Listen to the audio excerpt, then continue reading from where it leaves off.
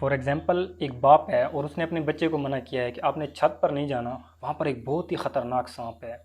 اور جیسے ہی وہ کسی کو دیکھتا ہے تو فوراً وہ اس کو ڈس لیتا ہے۔ تو اس نے باپ نے اس بچے کو ایک مرتبہ نہیں 3 4 5 مرتبہ منع کیا کہ آپ نے ایسا نہیں کرنا ہے، چھت پر نہیں جانا ہے، اور اس کے باوجود اگر بچہ فار ایگزامپل چھت پر جاتا ہے اور وہاں پر سو جاتا ہے بغیر کسی ہچکچاہٹ کے اور 3 4 گھنٹے سو رہتا ہے، تو اسٹرانگ پاسبلٹی ہے کہ وہ سانپ اس کو کاٹے گا ہی کاٹے گا۔ تو ہم کیا کرتے ہیں، ہم جو اللہ کے احکامات ہوتے ہیں اس کو اتنا لائٹلی لیتے ہیں، اتنا لائٹلی لیتے ہیں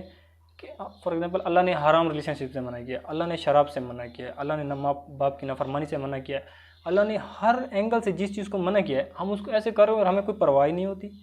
کہ جو ہوگا دیکھا جائے گا، کچھ نہیں ہوتا یار، ایسے یہ مولوی ڈرواتے رہتے ہیں، ٹھیک ہے۔ اور اللہ سبحانہ تعالیٰ آپ کو اس چیز سے منع کر رہا ہے، ٹھیک ہے، اور پھر آپ کا نقصان کیا ہو رہا ہے اس میں؟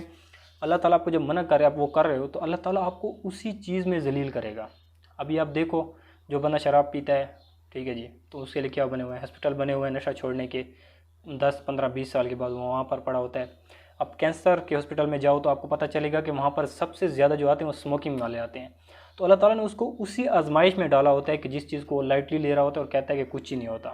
تو اللہ کی جب آپ مسلسل نافرمانی کرتے ہو، جس چیزوں سے اللہ نے منع کیا اس کو کرتے رہتے ہو کہ یار کچھ نہیں ہوتا، بس یہ تو زندگی ہے، چلتا رہتا ہے، تو ایسی بات نہیں ہے۔ اللہ تعالیٰ کے جو احکامات ہیں، اللہ تعالیٰ نے ہمیں ایک زندگی دی ہے،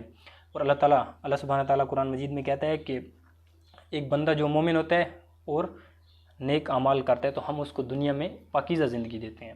ٹھیک ہے جی۔ پاکیزہ زندگی سے کیا مراد ہے؟ ایک سکون والی زندگی، ایسا سکون پیش جو آپ کے ڈیپ سیٹسفیکشن ایک اندر ہی اندر بنی رہتی ہے اور وہ بار آپ کو نہیں مل سکتی۔ آپ بھاگو گے لوگوں میں، پیسے میں، دنیا میں، موبائل، یہ وہ، جتنا بھاگو گے یہ ایک دلدل کے جیسے، اتنا ہی آپ اس میں پھنس جاؤ گے،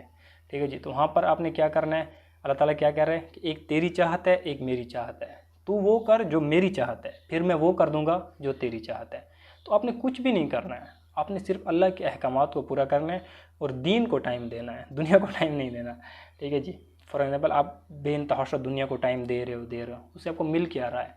ٹھیک ہے جی، جو ہے ہی نہیں دنیا، ٹھیک ہے جی، ایک خواب ہے، سو رہے ہو، اچانک سے آنکھ کھلتی ہے تو پتہ چلتا ہے وہی قبر میں ہے،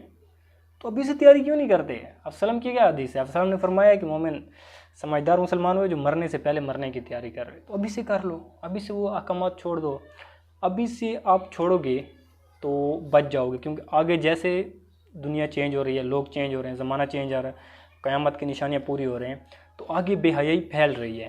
تو اگر آپ ایک مرتبہ اس میں پھنس گئے نا، اس سائیکل میں، تو پھر امپاسبل، آپ نہیں نکل سکتے۔ ابھی اسٹینڈ لینا پڑے گا، ابھی رسک لینا پڑے گا، ابھی بہادری دکھانی پڑے گی، اور ابھی اس چیزوں کو چھوڑنا پڑے گا، دیٹ از ٹائم۔ اگر ابھی نہیں چھوڑ سکتے تو پھر کبھی بھی نہیں چھوڑ سکتے، تو کوشش کریں ان چیزوں کو چھوڑنے کا۔ السلام علیکم ورحمۃ اللہ۔